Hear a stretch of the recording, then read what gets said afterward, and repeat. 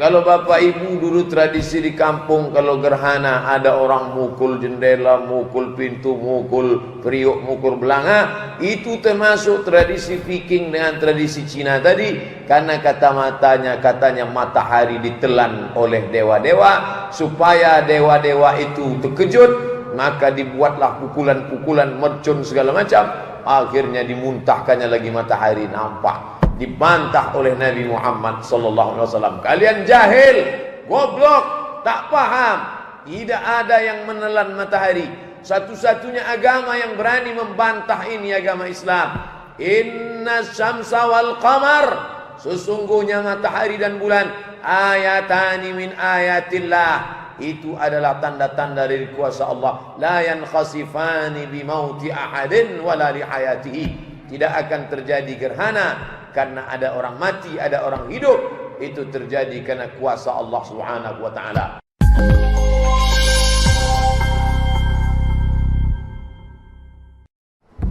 Bismillahirrahmanirrahim. Assalamualaikum warahmatullahi wabarakatuh.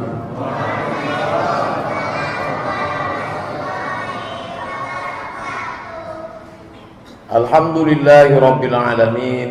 Wassalatu wassalamu ala ashrafil khalqi ajma'in, sayyidina wa maulana Muhammadin wa ala alihi wa sahbihi wa man tabi'ahu ila yaumiddin.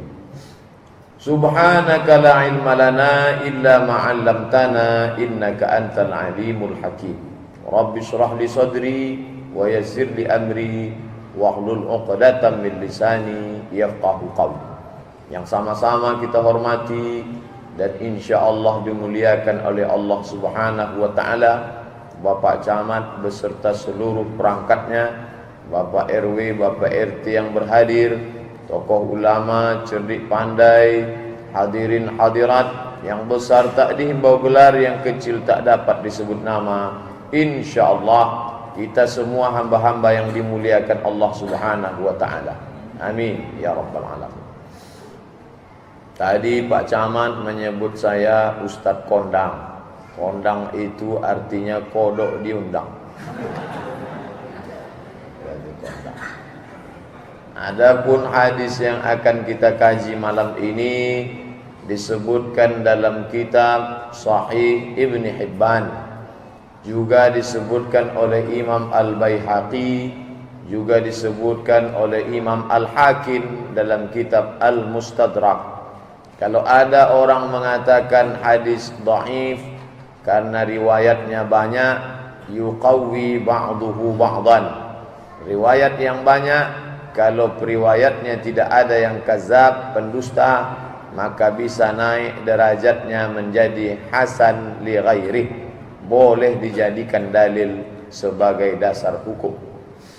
Diriwayatkan dari sahabat Nabi bernama Anas ibnu Malik radhiyallahu anhu.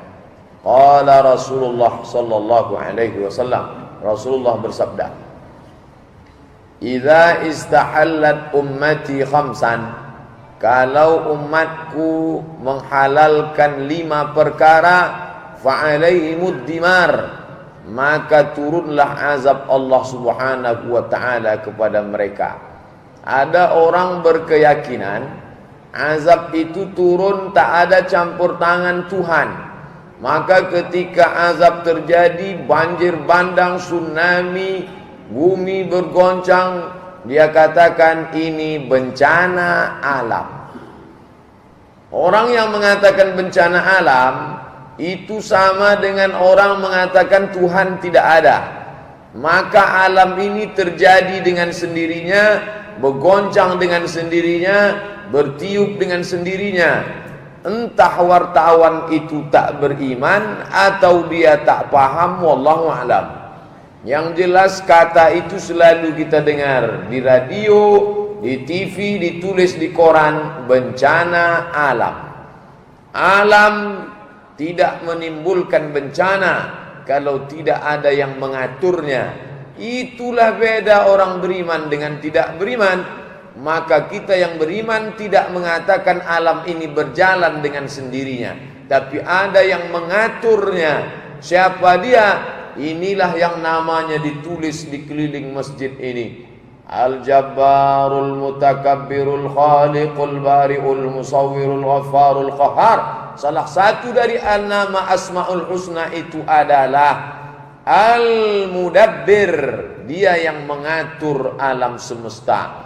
La syamsu yanbaghi laha an tudrikal qamar. Matahari tak mungkin menabrak bulan, bulan tak mungkin melanggar matahari.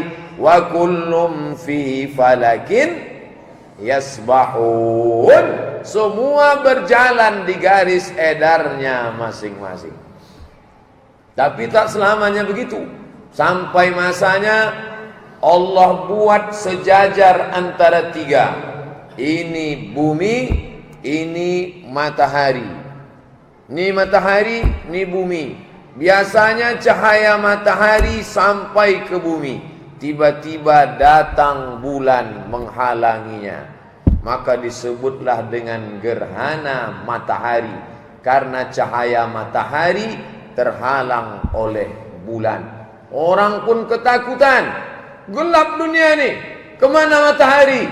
Lalu orang Viking mengatakan matahari ditelan oleh dewa serigala bernama Skoll. Maka mereka pun memukul-mukul periuk belanga, kelontang-kelontek. Supaya apa? Supaya serigala itu terkejut lalu dimuntahkannya balik matahari. Puh. Terang balik matahari. Itu kata orang Viking. Datang orang Cina, katanya matahari sedang ditelan katak besar. Orang Cina ini percaya sama katak. Makanya di atas meja duitnya itu ada katak sedang mengulum duit. Pernah tengok? Besok kalau belanja toko Cina, coba tengok. Ada katak sedang mengulum duit. Mereka bicara percaya kepada binatang.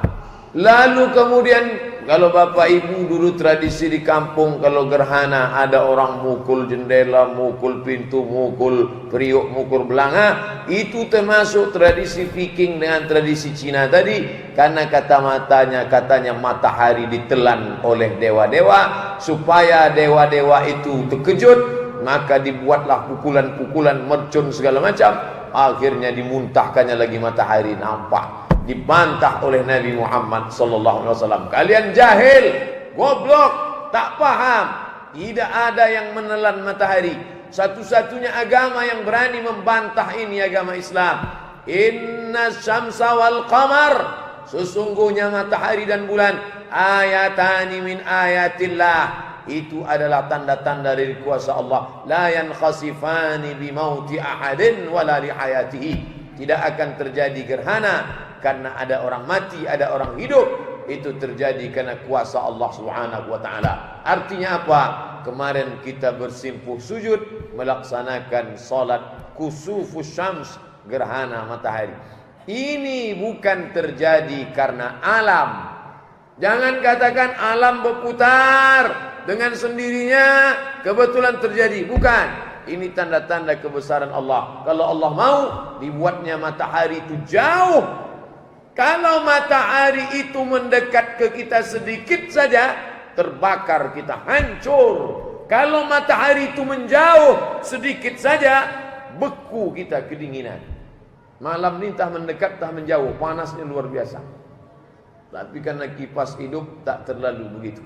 Tapi banyak orang yang kepanasan. Matahari, saya mau menjelaskan, jangan katakan ini bencana alam. Ini adalah azab dari Allah Subhanahu wa taala. Jangan terjebak pada bahasa-bahasa pers. Ada orang mati syahid di Palestina. Dia bilang 5 orang Palestina sudah mati kena bom bunuh diri. Orang mati syahid dia bilang bom bunuh diri. Ini bahasa-bahasa provokatif yang jauh dari ajaran Islam. Oleh sebab itu orang Islam mesti jeli.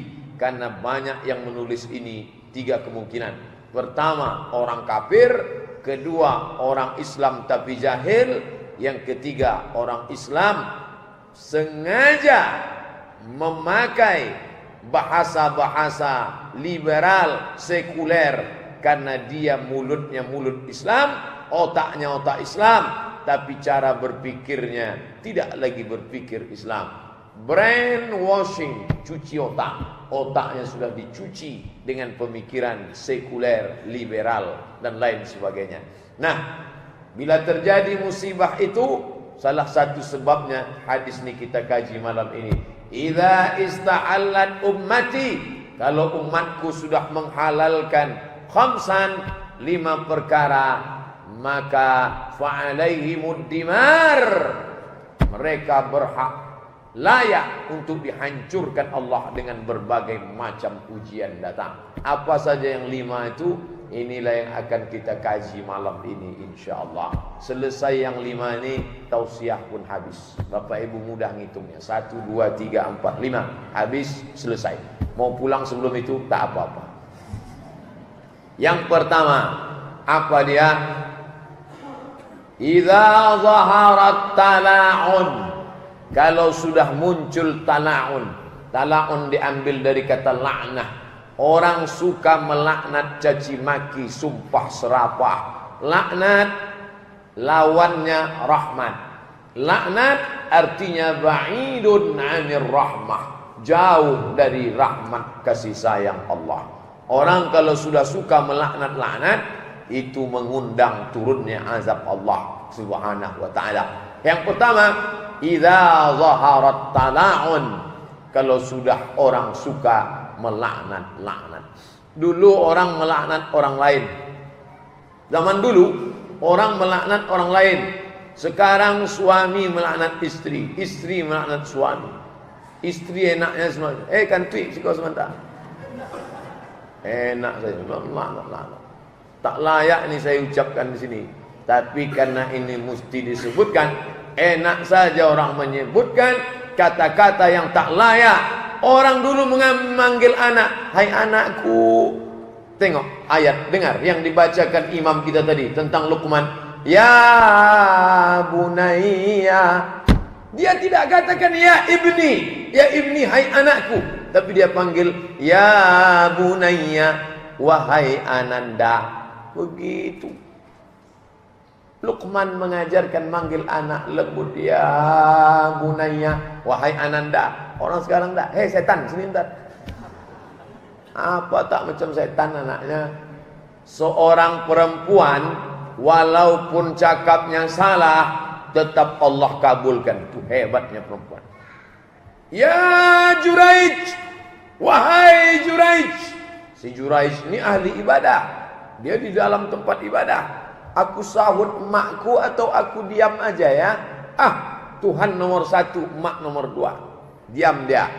Ya Juraij, aku sahut emakku atau Tuhan ya?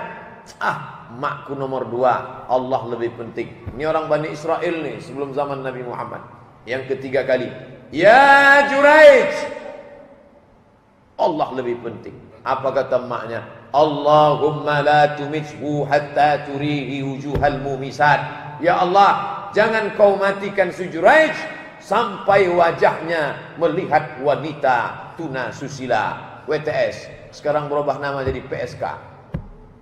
Orang kita nih itulah merubah-rubah nama. Dulu namanya sudah bagus, wanita tuna susila. Sekarang dirubah pekerja seks komersial. Banyak orang tertipu karena nama. Nama. Dengan nama tu orang bisa tahu tempat. Siapa namanya? Basuki Cahaya Purnama. Sudah jelas namanya Ahok.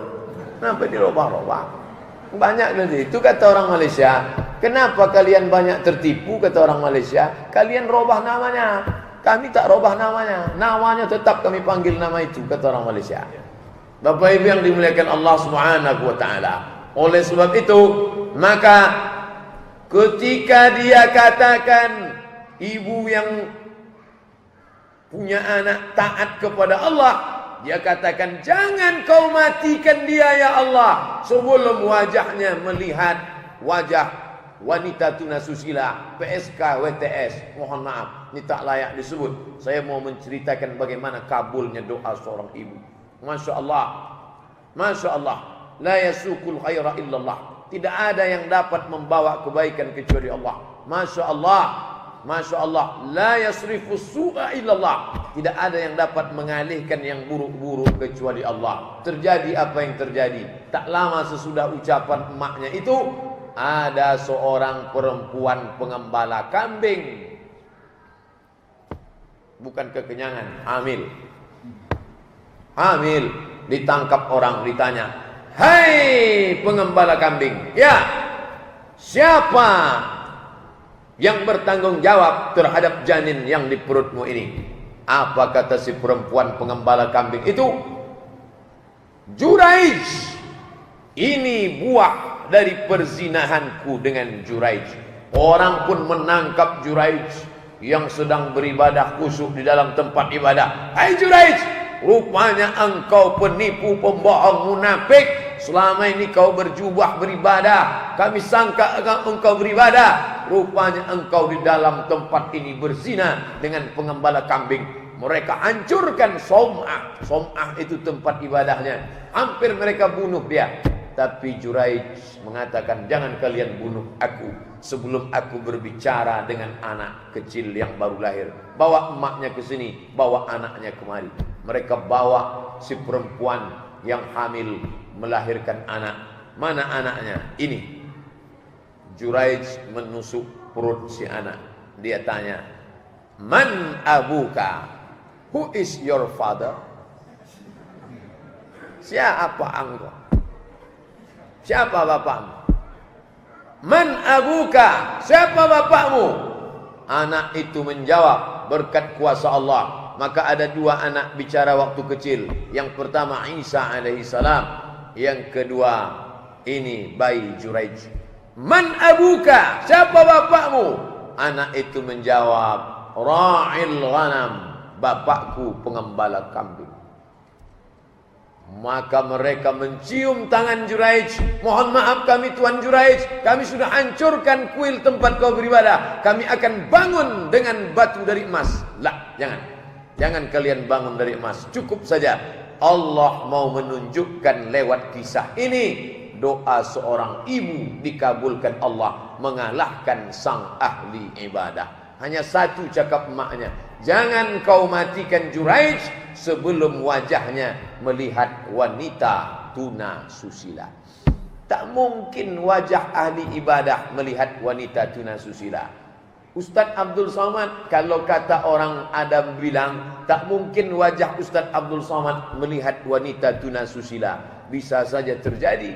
Kalau ada orang memfitnah saya, bisa saja. Kenapa? Doa seorang ibu. "Jangan kau matikan dia ya Allah sebelum kau lihatkan ke wajahnya wanita tuna susila." Memang berhadap-hadapan dia dengan wanita tuna susila karena fitnah. Maka ibu jangan pernah mengeluarkan kata-kata laknat kepada anak. Berapa kali anak itu perbuatannya macam hantu, macam setan. Gara-gara apa? Ucapan si ibu, "Antah silap, antah latah." Panggillah dia, "Wahai anakku umat Muhammad sallallahu alaihi wasallam." Biar supaya perbuatannya macam umat Nabi Muhammad. Kalau marah betul, bunyinya saja kuatkan, "Wahai umat Muhammad sallallahu alaihi wasallam." Marah betul, "Wahai umat Muhammad sallallahu alaihi wasallam." Tapi mengatakan, "Hei setan," na'udzubillah, nanti berubah dia betul-betul macam setan.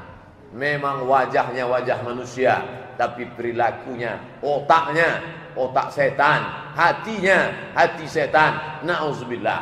Bapak Ibu yang dimuliakan Allah Subhanahu wa taala, kalau 5 ini dihalalkan Allah, kata Nabi, fa'alaihimud dimar, mereka akan mendapatkan kebinasaan. Idza zaharat tala'un, caci maki, sumpah serapah. Sekarang enak saja orang di lampu merah, lambat aja sedikit.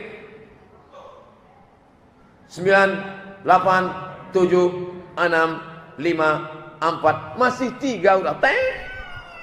Masih 3, kan masih lama lagi. 3, 2, begitu dia lewat, buka kaca. Mau apa? Ini. Berkelahilah di situ. Buka kaca. Mau ini? Tengok. Ustaz, mohon maaf Ustaz. Idza zaharat tala'un, caci maki, sumpah serapah. Dalam Islam, kalau kita tak suka, kita datang langsung. Jangan kita laknat-laknat, caci maki dari jauh. Ini zaman beda sama zaman dulu. Zaman dulu orang langsung caci maki pakai mulut. Hei, hei. Sekarang zaman canggih, mulutnya lembut, mulutnya sopan, tapi tangannya hancur. Kok ditengok tulisannya di Twitter, BBM, Facebook, WhatsApp, kata-kata laknat, laknat, laknat. Ustadz memangnya pernah juga kena. Buka aja lah wall saya itu. Tak apa-apa kata dia mencaci maki saya. Kalau diladeni habis. Betul kata Nabi SAW. Kalau muncullah yang begini, tala'un.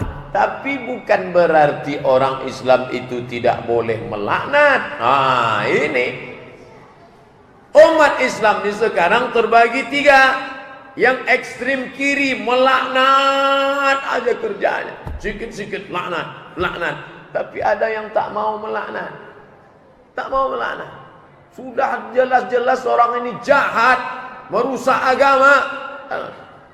Itu katanya ada orang mengatakan Quran palsu. Kamu tak marah? Biarlah, itu urusan Allah. Quran diinjak-injak. Ini katanya ada orang menggambar Nabi Muhammad, tangannya sebelah kanan megang Quran, sebelah kiri megang pedang. Katanya Nabi Muhammad itu menyebarkan Islam dengan kekerasan. Kamu tak marah? Enggak. Yang penting kita baik. Masalah dia buat dosa itu urusan dia. Ini orang error juga ini. Ada masanya orang Islam harus marah. Ada masanya orang Islam harus tenang, cooling down. Marahnya karena apa? Karena Allah.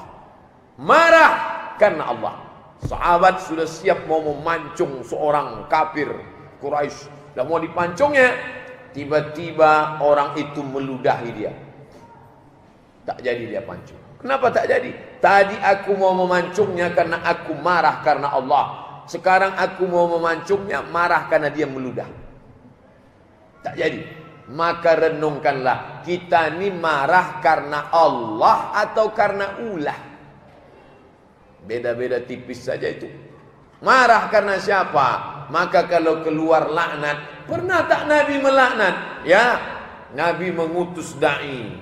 Ketika da'i diutus, tiba-tiba di tengah perjalanan mereka pancung kepala da'i ini. Mereka bunuh, mereka ambil kudanya, mereka ambil ontanya. Nabi melaknat selama 1 bulan. Nabi melaknat bukan cuma sekali, 1 bulan Nabi melaknat. Itulah doa kunut nazilah. Kalau ada yang mengatakan apa itu kunut? Kunut artinya doa. Nazilah ketika terjadi musibah besar. Nabi membaca kunut sampai 1 bulan. Allahumma al'an bani Ra'il, Allahumma al'an Usayyah, Allahumma al'an bani Zakwan. Laknatlah Ra'il, laknatlah Usayyah, laknatlah Zakwan. Karena mereka sudah membunuh da'i-da'iku ya Allah. Laknat mereka, hancurkan mereka ya Allah. Jadi bukan tak selamanya orang Islam itu tidak marah. Pada saat tertentu marah. Menengok saudara kita dibantai di Israel, marah. Melihat orang Islam dibuat semena-mena, marah. Melihat harga nyawa orang Islam tak ada harganya, marah. Tapi marahnya karena Allah, bukan karena hawa nafsu. Tapi jangan marah sesama Islam, tak tentu arah. Hanya beda cara solat, marah. Hanya beda doa iftitah, marah. Hanya imamnya baca kunut tiap subuh, marah. Mana Pak Ketua Masjid? Gantilah imam kita itu. Kenapa? Saya tak setuju sama dia. Saya termasuk yang tak meyakini kunut subuh. Oh, ini tak boleh. Ini sepakat 4 mazhab tentang masalah ini. Kata mazhab paling tua Hanafi dengan Hambali tak ada kunut subuh. Tapi kata Maliki dengan Syafi'i ada. Selama masih dikompromikan, ada dalil dari 4 mazhab, tak boleh saling melaknat berkelahi. Jangan berkelahi gara-gara ini. Nanti kalau yang berkunut melaknat yang tak berkunut, yang tak berkunut melaknat yang berkunut, yang ketawa yang gak sholat subuh. Jangan ketawa. Di kampung tuh ada 10, yang ke masjid 5, yang 2 berkunut, yang 2 tak berkunut, yang 1 preman baru tobat. Berkelahi 2 nih. Ini berkunut, ya. Ini tak berkunut, ya. Berkelahi kalian gara-gara ini, ya. Mending jamaah saya dulu. Kami tak pernah kelahi. Walaupun jamaah kami cuma 4 orang aja. Imam, Bilal, makmum cadangan. Dia tak banyak jamaahnya, cuma 4 aja. Meja 1, meja gaplek. Tapi solidnya luar biasa. Kalau ada sakit 1 orang, yang 3 tu langsung bawa jeluk 2 kilo. Langsung tanya, gimana friend? Kapan bisa sehat? Kita main lagi. Udah daftar BPJS belum? Udah mencaci maki, sumpah serapah. Ini saya dudukkan yang pertama. Yang kedua, apa itu? Syaribul khumur. Mereka sudah syaribu, minum. Khumur, khumur jamak dari khamar. Khamar, ada namanya khimar, ada namanya khamar. Khimar, kain yang menutup rambut perempuan. Kain penutup rambut, itu namanya khimar.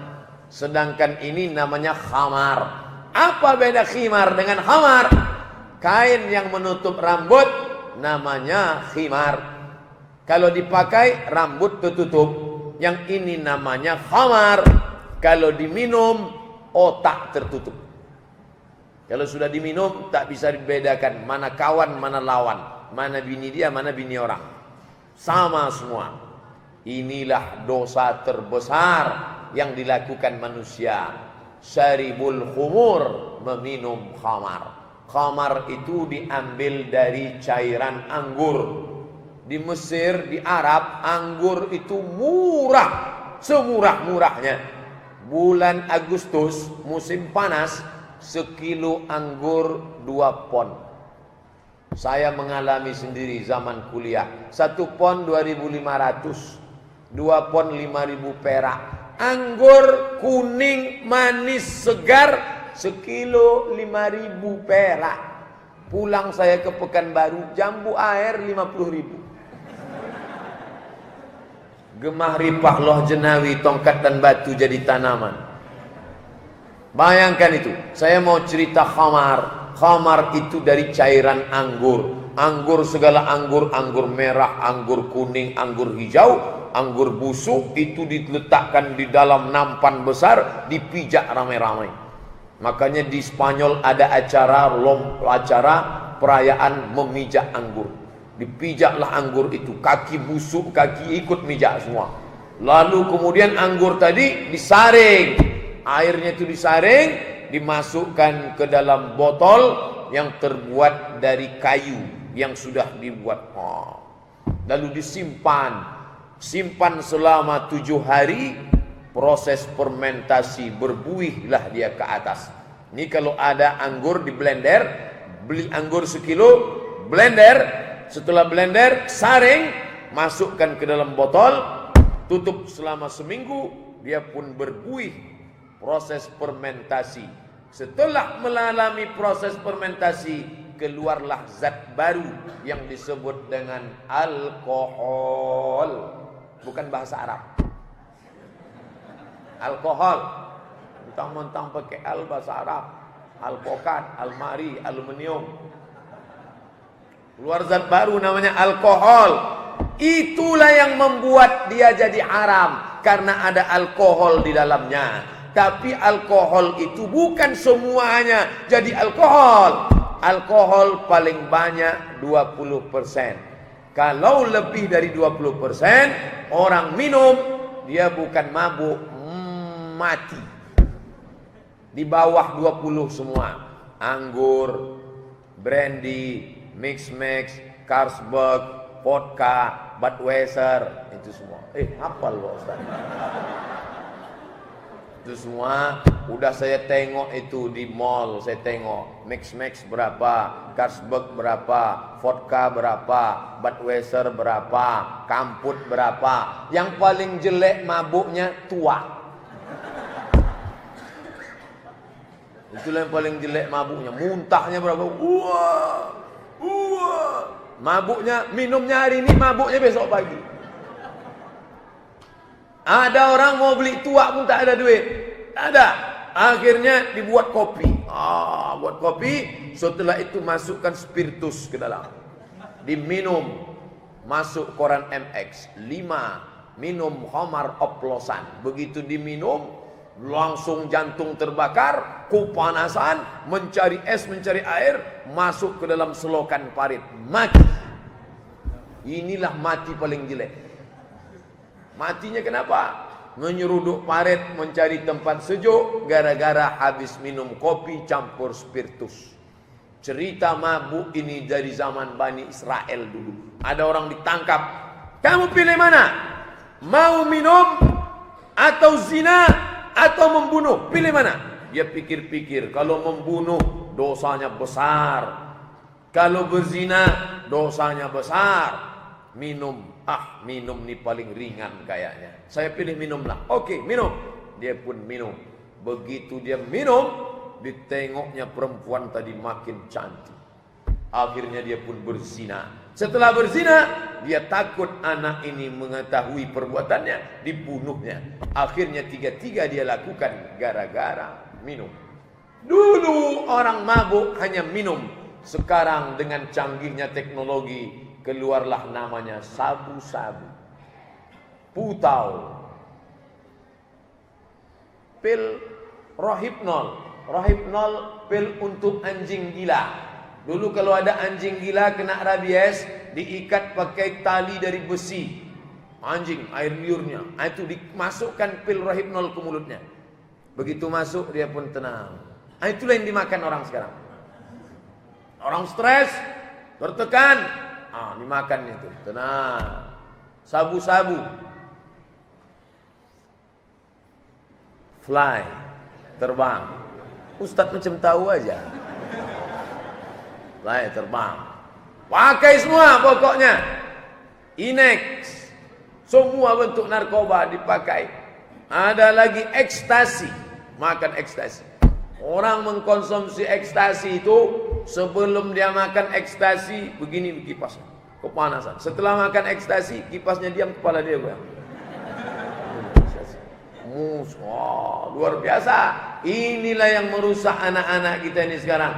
Bapak polisi dari BNN, Bari, semua ikut bekerja sama. Saya berapa kali diajak oleh BNN, Badan Narkotika Nasional, mengajak saya ke Jalan Sudirman.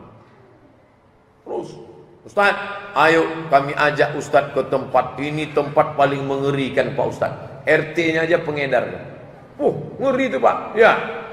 3. BNN, dokter, Ustaz. Pertama BNN cerita masalah undang-undang ini segala macam bla bla bla bla BNN. Habis itu dokternya perempuan. Cerita dia, Bapak Ibu sekalian, pengaruh daripada narkoba ini merusak jaringan-jaringan saraf. Tak apa-apa kata dia, saya pun tak paham. Habis itu Ustaz cerita. Ustaz cerita ayat neraka.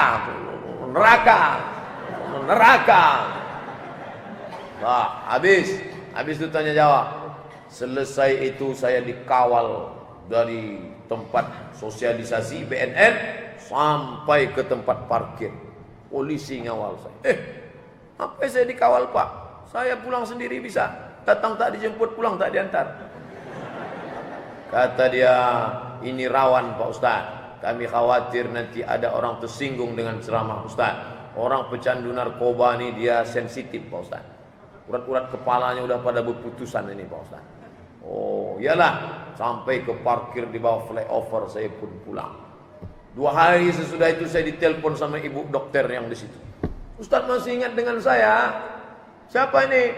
Saya dokter yang kita acara BNN kemari Pak Ustaz. Iya, ingat. Ada apa tuh Bu dokter? Ini Pak Ustaz, orang-orang yang terkena ini tidak bisa disembuhkan pakai obat. Mereka ini jiwanya sudah down, hancur Pak Ustaz. Dia harus disentuh dengan sentuhan agama. Ustaz mesti buatkan kurikulumnya. Dia mesti diceramahi dengan agama. Baik Bu, insya Allah kita akan tangani ini bersama. Nanti kami hubungi lagi Pak Ustaz. Oke, insya Allah. Sampai sekarang udah 6 bulan tak ada telepon. Saya husnuzon, dia sudah menemukan ustadz lain yang bagus, yang mantap, yang penting bekerja sama. MDI ada 1000 ustadz, IKMI ada 600 ustadz, itu yang besar-besar, 1600. Ada lagi Ittihadul Muballighin, ada lagi Jamaah Tabligh, saudara-saudara kita, ada lagi Hizbut Tahrir, macam-macam. Ini orang-orang baik semua, kita manfaatkan. Jangan malu, itu kuncinya. Tapi kalau sudah malu, jangan malu punya keluarga pecandu narkoba. Kalau ada, kasih tahu. Malulah Pak Ustadz depan orang banyak. Panggil Ustadz itu setelah acara. Pak Ustadz, saya sebenarnya banyak yang mau saya tanya ke Pak Ustadz nih. Tapi karena depan orang banyak saya segan. Bisa kita bicara 4 mata Pak Ustadz? Jangankan 4, 3 pun bisa. Apa yang mau kita bahas? Apalah masalah itu. Pak Ustadz, nanti singgah ke rumah saya ya. Oke, insya Allah. Selesai acara saya pun datang. Ada apa Pak, Bu? Ini anak kami udah kena candu narkoba Pak Ustaz. Gimana doanya Pak Ustaz? Ada tak doanya dalam Quran? Tak ada. Terus gimana? Ini ada nomor HP nih kalau mau. HP siapa Pak Ustaz? BNN. Loh, nanti gimana? Anak ibu ditangkap. Masa anak kami yang nangkap sendiri? Tidak ada obat lain. Resikonya 2. Mati, gila. Pilih mana? Pilih mati apa gila? Wah, tak ada pilihan yang enak Pak Ustaz. Pilihan ketiga, tangkap. Gimana caranya? Kasih tahu lokasinya, kasih tahu ini, kasih tahu ini. Nanti mereka nangkap. Nama, tempat dirahasiakan. Jamin. Jamin. Oke, deal. Sebulan sesudah itu, jadwal saya ceramah, panggil. Senyum mereka. Ada apa? Alhamdulillah Pak Ustaz, anak kami sudah ditangkap. Dibawa ke rehabilitasi. Orang yang begini ini direhab. Macam rumah juga direhab. Rumah itu kalau ada rusak-rusak sedikit, rehab. Masjid kadang ada rehab. Masjid tidak perlu direhab, udah cantik. Ke atas langsung nampak awan tuh. Cantik dah. Kanan kiri. Tapi ada masjid itu perlu direhab, atapnya bercabutan, didempul, dicat lagi. Nah itu. Oleh sebab itu maka orang-orang begini ini sudah putus berat kepalanya. Saya pergi ke rumah makcik saya di daerah Cilduk di Jakarta. Tiba-tiba lewat anak lajang pakai celana pendek, enggak pakai baju, dikejar orang. Siapa tuh makcik? Itulah orang pecandu narkoba. Dulu sehat dia tuh, Mak. Sehat, orangnya baik, tapi setelah itu itulah putus kabel-kabel di kepalanya juga. Dulu sebelum separah ini, tabung gas emaknya dijualnya. Dia kalau udah sakau ingin mencari tak ada, semua halal, tabung. Terakhir Indomie anaknya dijual. Anaknya kecil, datang orang bawa Indomie, ngasih duit, dijual nih, kumpulkan dijual. Yang penting dapat. Tidak ada obat lain. Kalau hukum Islam bagaimana? Nabi Muhammad SAW mencambuk pecandu narkoba 40 kali cambuk. Pakai apa? Pakai rotan. Payah kami nyari rotan Pak Ustaz. Batang sapu bantaikan ke belakang. 40 kali. 80 kali. Datang Umar bin Khattab, ditambahnya menjadi 80 kali. Maka syariat Islam memakai 2. Kalau mau 40, kalau mau 80. Ternyata yang memakai terapi ini orang Moskow dari Rusia. Dokter, dia tidak Islam. Banyak pecandu datang ke tempat dia obati. Bagai macam cara. Akhirnya salah satu dipukulnya pakai rotan. Ternyata banyak yang sehat. Subhanallah, Masya Allah. Sudah disebutkan Nabi Muhammad SAW. Obatnya pakai rotan. Bapak ibu dokter, mana tahu ada jamaah sini, cobalah pakai rotan. Jadi kalau ada ngadu, Pak saya ini pecandu nih. Kau tutup mata ya. Tutup mata, ini obatnya nih. Jangan menjerit. Sumbat pakai sapu tangan. Ambil batang sapu 40 kali. Tak juga sehat Pak Ustaz, tambah 80. Insya Allah kalau tak sehat mati. 2 tahun. Tak ada guna dia hidup lagi. Merusak saja. Sampah masyarakat. Tapi tak boleh mereka ini dihapuskan dari dunia. Bagaimanapun mereka saudara kita, saudara seiman. Innallaha la yaghfiru ayyushraka bih. Dosa syirik tak diampuni. Wa yaghfiru ma duna dzalika liman yasha. Yang lain daripada itu diampuni. Seorang perempuan, bidan, perawat, kerja di rumah sakit, muda, cantik, meleleh air mata, mengadu ke Ustaz. Ustaz, tolong saya Pak Ustaz. Ada apa? Suami saya pecandu Pak Ustaz. Bayangkan itu. Tak siap jadi janda muda. Kerja, mapan, berpendidikan, tapi mendapatkan suami. Makanya saudari-saudariku yang perempuan, kalau ada mau meminang kalian, hati-hati. Cek and recheck dulu. Jangan sampai kalian tengok dia karena datang bawa Toyota, Honda Jazz, langsung kalian terima. Belum tentu, bisa jadi itu rental. Tanya baik-baik. Pertanyaan pertama yang ditanya adalah sholat. Pecandu apa tidak? Bang, mohon maaf ya.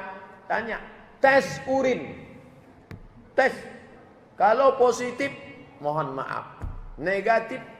Jadi tidak selamanya orang negatif itu jelek. Justru kalau tes urin, orang mencari yang negatif. Tes positif. Aduh, saya tak mau yang positif. Bapak negatif. Alhamdulillah negatif. Padahal selama ini orang tak mau negatif. Kalau tes urin, yang negatif yang dicari. Jadi menantu mertua, jangan merasa aman dengan ini. Ini penyakit luar biasa. Tapi kebanyakan ini gara-gara apa? Orang tua lengah, teledor, tak ada pengawasan. Ini duit saya, yang nyari saya, kamu anak saya, berada di bawah kuasa saya. Uang saya kasih 1 juta. Kemana aja kemarin? Mana struknya? Mana laporannya? Mana print outnya? Kamu pakai kemana? Ini laporannya Pak. Diskusi dengan teman, makan siang, Pak Datuk, 15.000. Oke. Ini minum teh botol Coca-Cola. Ya. Ini sejam 10.000, duduk sampai 4 jam mana nih? Inul Pista ya. Oke lah, selagu 2 lagu tak apa-apa. Nanti kalau pergi ajak-ajak ya. Ini semua sebelum kau dihisab di hadapan Allah. Nak, aku nanti akan ditanya. Faman ya'mal misqala zarratin khairan yara. Ibu-ibu perempuan. Ibu bukan cuman mengandung, melahirkan, bukan. Sampai mati anak itu tanggung jawab. Perempuan dikasih mulut tukang merepet. Macam mesin pompong dari Tembilahan ke Sungai Pakning. Kau pergi sama siapa nih, pulang jam berapa ini, kenapa begini, di duit kemana aja. Mesti begitu. Kalau tidak, mulutnya akan ditanya di hadapan Allah. Kemana dulu nih, kenapa anak ini dibiarkan? Ma min mauludin, setiap anak illa yuladu alal fitrah, dalam keadaan fitrah, suci, bersih. Siapa yang merubah dia menjadi penjahat, perampok, pecandu ini? Fa'abawahu, kedua orang tuanya, yuhawidanihi, merubahnya jadi Yahudi, au yunassiranihi, merubahnya jadi Nasrani, au yumajjisanihi, merubahnya jadi Majusi. Habis 2, masuk yang ketiga. Apa itu? Walabisul harir. Labisu, memakai. Harir, sutra. Pertama, suka melaknat, caci maki, sumpah serapah, kelahi tak tentu arah. Yang kedua, mengkonsumsi khamar, narkoba. Yang ketiga, labisul harir, memakai sutra. Memakai sutra ini 2 maknanya. Yang pertama, memang pakaiannya sutra. Laki-laki tak boleh, perempuan boleh. Laki-laki hanya boleh pakai sutra kalau mau usbu'in. Isba'in, 2 jari. Mana tahu ada bapak ingin betul pakai sutra. Guntinglah sutra 2 jari. Tempel sini. Lewat dari 2 jari haram. Dulu kalau ditanya, Pak Ustadz, kenapa laki-laki tak boleh pakai sutra? Karena sutra pakaian penghuni surga. Kalau kau pakai di dunia, di akhirat tak pakai lagi. Kenapa tak boleh pakai sutra?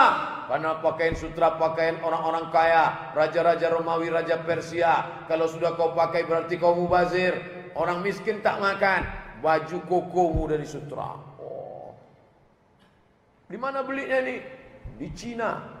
Tengok ada tulisannya made in China. Berapa harganya? 2 juta. Baju koko 2 juta. Padahal 200.000 ada bersera. Beli aja kain putih. Beli kain putih berapa meter? Jahit. Tak perlu ukir-ukir banyak-banyak. Mana contoh kain putih yang tak diukir? Ini contohnya. Lihat kain putih. Kain putih. Tak usah sulap-sulap. Bapak-bapak yang bersulam bagus. Bukan saya kata tak bagus. Tapi baju koko sampai 2 juta. Sebentar-bentar. Kenapa bapak gini dari tadi? 2 juta nih, friend. Ini belum dicopot. Tengok nanti. Orang makan aja payah. Dia pakai baju 2 juta. Dulu orang kalau ditanya, kenapa tak boleh pakai sutra? Pokoknya Nabi bilang haram. Ternyata setelah diteliti orang sekarang, ibu-ibu pakai sutra bagus. Karena pakaian sutra yang lembut, lemah gemulai, itu memicu pertumbuhan hormon feminin. Hormon itu ada namanya feminin, ada namanya maskulin.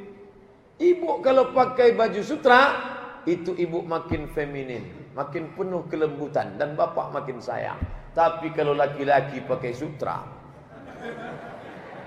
dulu sebelum pakai sutra dia galak, serangan. Haram. Sini. Setelah pakai sutra, haram. Memacu pertumbuhan hormon feminin. Hati-hati. Maka ada adik-adik mahasiswa pakai sutra. Pak Ustadz, saya sudah tobat nih. Dulu saya pakai pakaian maksiat dosa. Tadi SMS-nya baru masuk sore. Gimana nih? Saya bilang 3 jawaban. Kalau disedekahkan, nanti dipakai orang, dosanya ngalir. Kalau dibuang, berdosa, tak boleh buang nikmat Allah. Yang ketiga, gunting halus-halus jadi kain lap. Kalau tak mau, bakar, hancur. Tapi kalau baju selimut, kasihlah ke perempuan, bagus sebagai sedekah. Tapi kalau sutra untuk laki-laki, tak ada tawar-menawar. Di samping ini perbuatan mubazir. Innal mubazirina kanu ikhwana syayatin. Orang yang mubazir saudara setan. Ini sekarang pakaian sutra. Oh, artis-artis pakai sutra. Orang kaya pakai sutra. Sutra bukan hanya sebagai pakaian, tapi dia sudah menjadi high style. Style gaya high. Gaya tingkat tinggi. Kalau mau melihat orang dari pakaiannya, menengok status orang dari pakaiannya. Ini yang mau kita undang nih siapa ini? Ini ustadz terkenal nih, hebat nih. Yang pertama ditengok pakaiannya. Gimana pakaiannya? Tak ada sulamannya, tak hebat nih. Oleh sebab itu, maka kita dalam Islam tidak diajarkan gaya-gaya. Yang diajarkan itu adalah kalau perbuatan kita itu bermanfaat untuk orang banyak, lakukanlah. Tapi kalau tidak, na'udzubillah. 3. Sekarang yang keempat. Apa itu yang keempat? Wattakhadhul qinat. Wattakhadhul qinat. Mereka gemar menghalalkan musik. Menghalalkan musik. Masalah halal musik ini terbagi 2. Yang satu, kata dia semua musik haram. Musik haram. Tapi yang aliran satu lagi, tengok dulu musiknya. Kalau musiknya mengajak kepada agama Allah, tak haram. Musiknya ngajak jihad. Haibar ya Yahud, Jaish Muhammad saufa ya'ud. Haibar ya Yahud, Jaish Muhammad saufa ya'ud. Tak haram. Karena dengan menyanyikan itu bangkit semangat. Haibar ya Yahud. Khaybar nawa tanah di kota Madinah, tempat orang Yahudi dulu. Ingat kalian peristiwa Khaybar, wahai orang Yahudi. Jaisu Muhammad saufa ya'ud. Tentara Muhammad akan datang membantai kalian dari Palestina. Bagus, tak apa. Apa salahnya? Atau syairnya, syair jihad, syair barakallahu lakuma wa baraka alaikuma wa jama'a bainakuma fi khair. Bagus, tak salah. Mengajak orang nikah, itu kan doa walimah. Yang belum nikah bagus, yang udah nikah bagus juga. Bagus. Atau lagu mengingat mati. Bila Israel datang memanggil, jasad terbujur di pembaringan. Bagus. Lalu yang disebut mereka memakai, menghalalkan musik. Musik yang membawa kepada maksiat. Keong racun, kucing garong, cinta satu malam. Cinta satu malam itu kumpul kerbau, kumpul kebo. Mana ada cinta satu malam? Cinta satu malam. Cinta satu malam itu dua saja. Kalau tidak zina, kumpul kebo, nikah mut'ah. Aku nikahi engkau dengan mahar 50.000 dari jam 5 sore sampai jam 5 subuh besok, tunai. Syiah itu, na'udzubillah. Nikah, perbuatan, mengajak, atau menceritakan tokoh dinyanyikan dalam lagu Arab. Contohnya lagu Isabella. Adik-adik, anak muda atau bapak-bapak yang suka lagu Isabella, itu jangan lagi, karena itulah raja, ratu dari Spanyol, nenek moyang Juan Carlos, raja Spanyol sekarang. Dia itulah yang paling kejam, memotong kepala orang Islam. Kalau orang Spanyol mau tetap Islam, usir dari Spanyol. Kalau mau tinggal di Spanyol, dipotong kepalanya. Atau pilih dua, mau jadi Kristen atau mau tetap Islam, potong kepala. Namanya Ratu Isabella. Itulah lagu yang dinyanyikan oleh Amy Search tahun 90-an. Waktu itu saya kelas 6 SD. Saya suka juga lagu itu dulu. Dulu waktu SD, tak tahu ceritanya. Ternyata haram. Maka yang haram itu adalah irama-irama membawa kepada maksiat, dan penyanyi-penyanyinya itu memang menyembah setan. Lagu-lagu metal itu rata-rata penyanyi pemain band metal memang penyembah setan. Antingnya anting setan, bulu matanya diukir bulu mata setan, rambutnya dipasang bertanduk-tanduk setan, lambangnya berlambang setan. Sebelum nyanyi dia panggil setan, metal, tanduk setan. Lambang-lambang begini itu tanduk setan, karena setan itu bertanduk. Makanya ada disebut dengan kornai syaitan. Tidak boleh sholat pada saat dua tanduk setan. Ini matahari naik. Matahari naik dari permukaan bumi. Ketika matahari naik, datang setan meletakkan tanduknya. Jadi matahari bertanduk. Setan, tak boleh. Dulu dikatakan jangan ikut-ikut tanduk setan. Zaman sekarang malah orang ikut tanduk setan. Red devil, setan merah. Ditempel di sepeda motornya. Saya tengok motor merah. Pas di depan saya tengok red devil. Hampir saya tabrak lagi. Setannya harus ditabrak. Ini anak-anak muda sekarang banyak tak tahu di antara apa yang ditempelnya itu. Red devil, setan merah. Setan merah warnanya Pak Ustadz. Ya, setan merah karena dia lambang neraka. Neraka jahanam, api warnanya merah. Setan merah. Malam tahun baru 1 Januari, cobalah tengok anak-anak muda, semua bertanduk. Tanduk. Kelap-kelip lagi tanduk. Klik-klik. Oh, ini tanduk setan.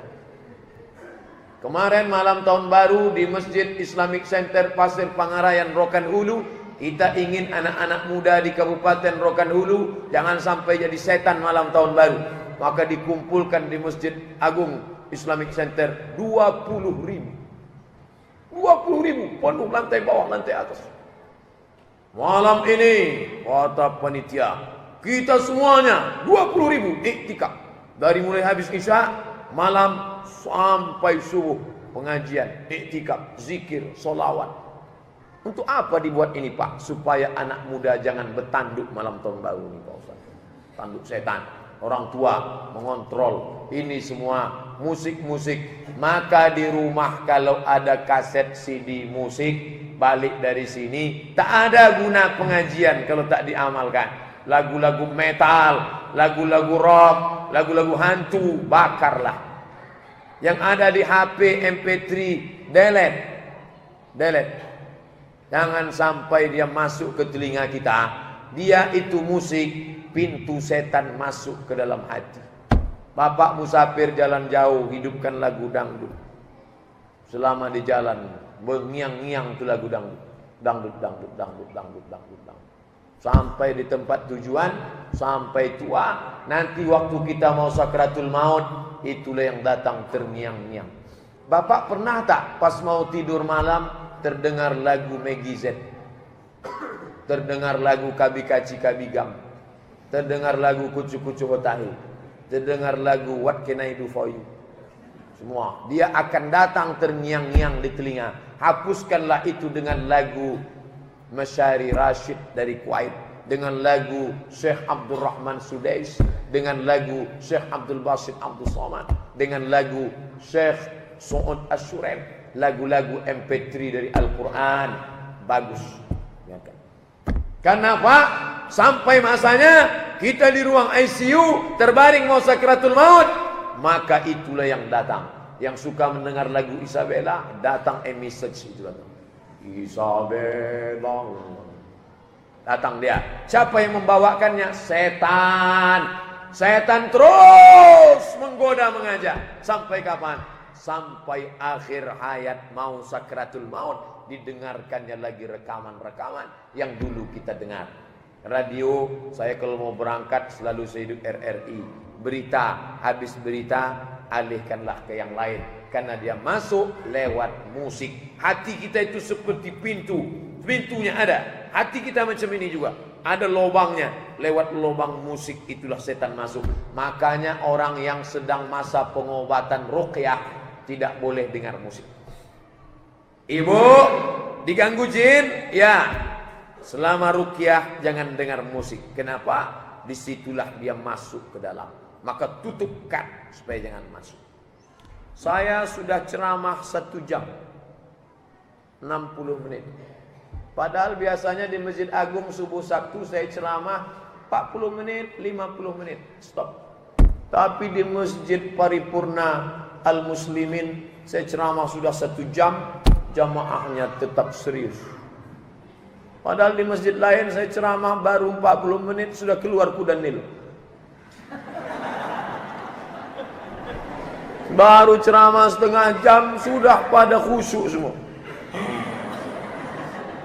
Tapi Masjid Paripurna, Masjid Pak Camat kita, pimpinan kita, Bapak Ibu alim ulama, Masya Allah, berserius mendengarkan. Padahal yang saya sampaikan baru 4. Ada 1 lagi yang belum saya sampaikan. Apa dia?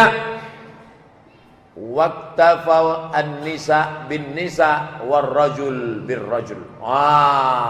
Ini yang sedang up to date sekarang. Yang kelima, kenapa azab Allah turun kepada mereka? Perempuan cukup dengan perempuan, laki-laki cukup dengan laki-laki. Bunyi hadisnya begitu. Iktafan nisa bin nisa war rajul bir rajul. Laki-laki cukup dengan laki-laki, perempuan cukup dengan perempuan. Apa ini? LGBT.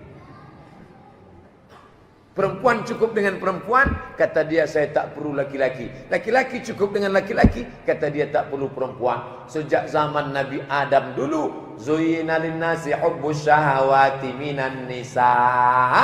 Laki-laki suka perempuan, perempuan suka laki-laki. Dunia sudah mau kiamat, azab sudah dekat. Enteng saja si laki-laki itu ngomong. Kalau laki-laki suka sama perempuan, itu biasa. Kalau laki-laki suka sama laki-laki, baru luar biasa. Enak dia ngomong di TV tanpa beban, setan. Dia bilang laki-laki cinta sama laki-laki baru luar biasa. La ilaha illallah Muhammad Rasulullah. Sejak zaman dulu cuman ada 2, Adam, Hawa. Adam laki-laki, Hawa perempuan. Yang ketiga siapa? Setan. Maka orang nanti minta lama-lama WC minta 3. WC laki-laki, WC perempuan, WC bencong. Ini sekarang disosialisasikan di mana-mana. Acara TV semuanya ada bencong. Acara kontes dangdut ada bencongnya. Acara lucu-lucu lawak ada bencongnya. Acara sinetron ada bencong. Sampai film karton pun ada bencongnya. Upen Ipin. Upen laki-laki, Ipen laki-laki, Kak Ros perempuan, ada Bang Saleh. Bencong.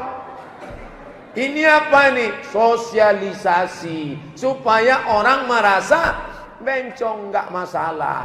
Biasa. Tidak ada apa-apa. Sosialisasi lewat semuanya. Tontonlah acara kita dari pagi sampai petang sampai malam.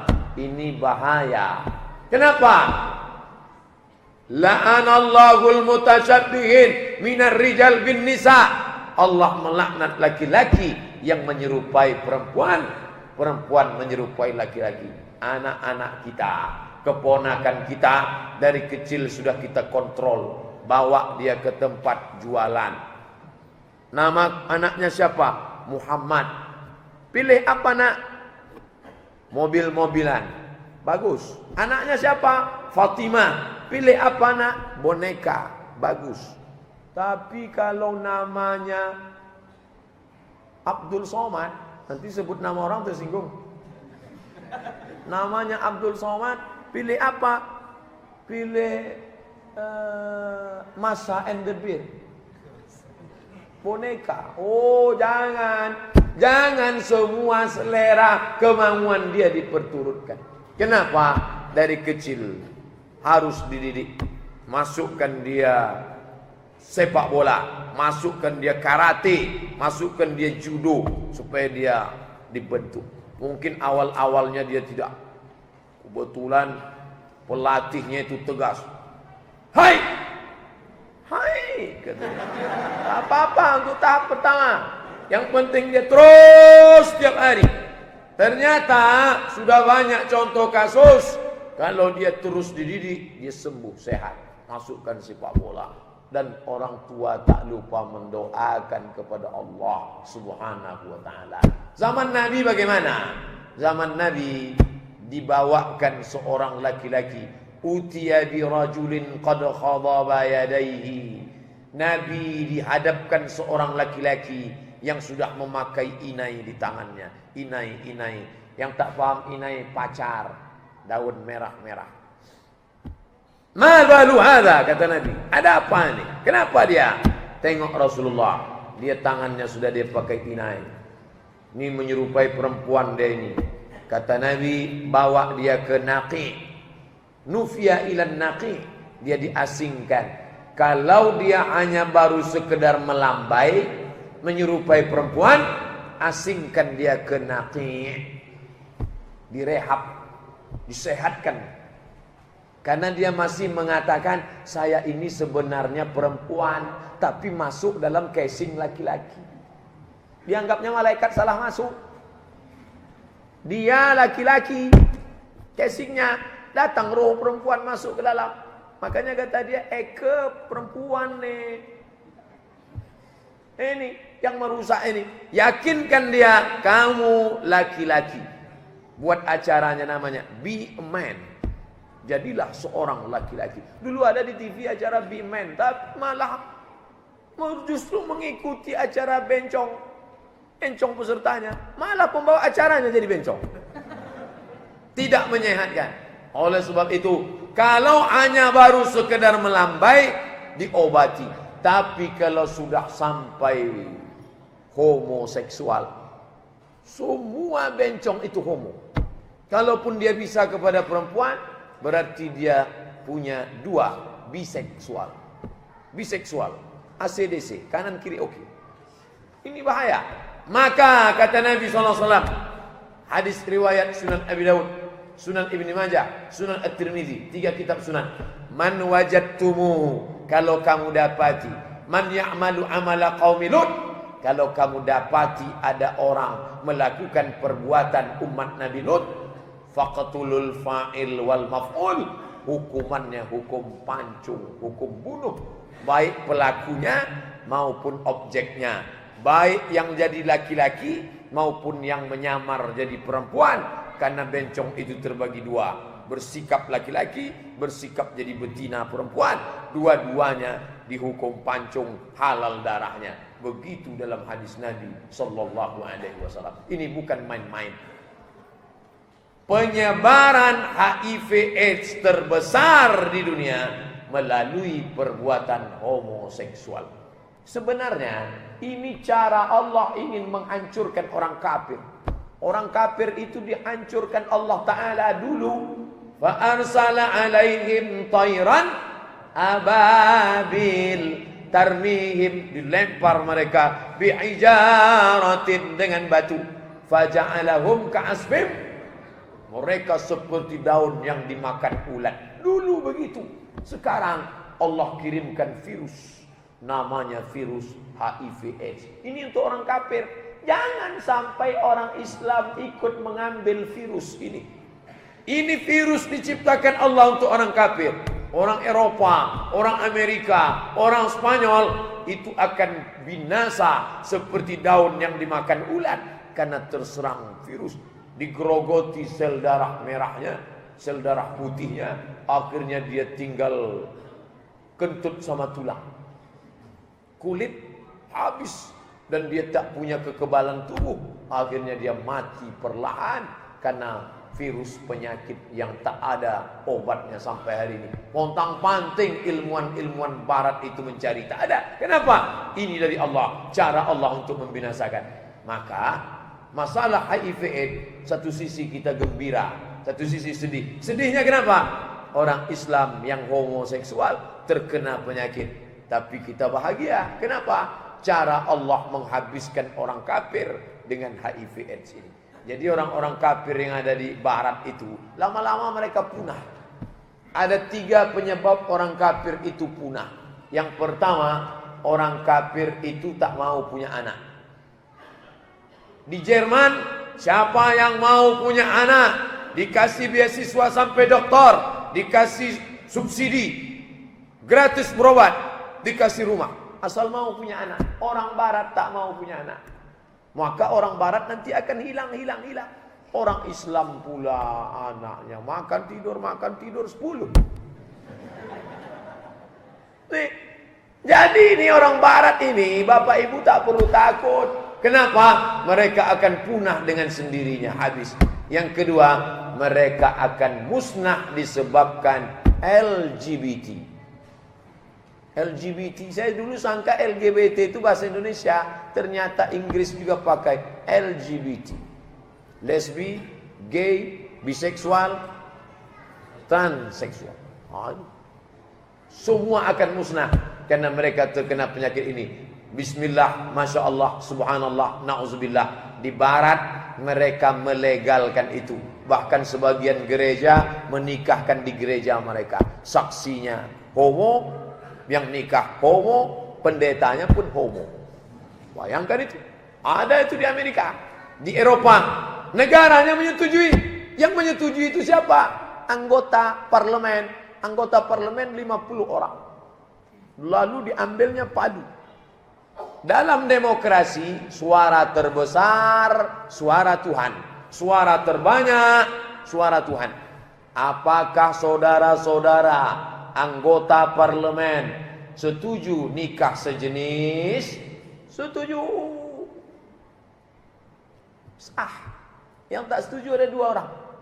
Tak setuju kata dia. Itu pun yang udah tua-tua, udah mau mati, tak setuju. Yang 48 setuju. Akhirnya disetujui mereka. Maka nikah sejenis sah. Maka mereka keluarkan peraturan. Orang Indonesia pun pergi ke Eropa untuk mendapatkan legalitas nikah sejenis. Nama persatuannya Gaya Nusantara. Ketuanya doktor dari Surabaya. Isinya mereka udah punya kafe khusus. Kafe khusus, isinya itu semua. Tempat minum kopi khusus, itunya isu semua. Semua.